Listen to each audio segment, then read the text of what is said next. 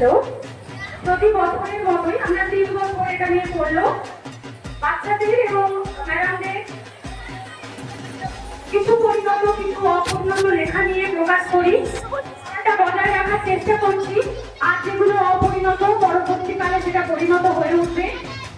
এবছরে খুব অল্প সময়ের মধ্যেই এটা তৈরি হয়েছে।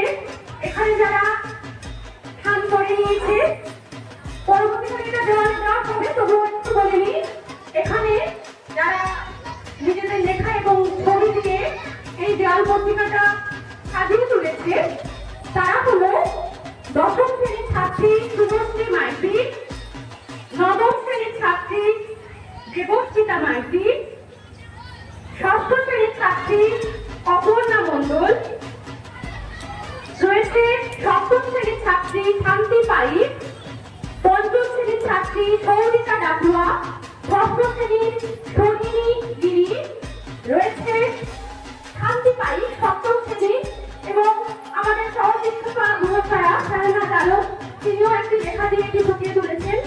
আর রয়েছে সপ্তম শ্রেণীর ছাত্রী অর্পিতা পণ্ডা। আমরা এভাবেই এটা তুলে ধরলাম। আগামীতে আরো পরিণত লেখা পাবো, ছবি পাবো, এই আশা রাখছি। আপনাদের শুভকামনা আশা করছি। ধন্যবাদ।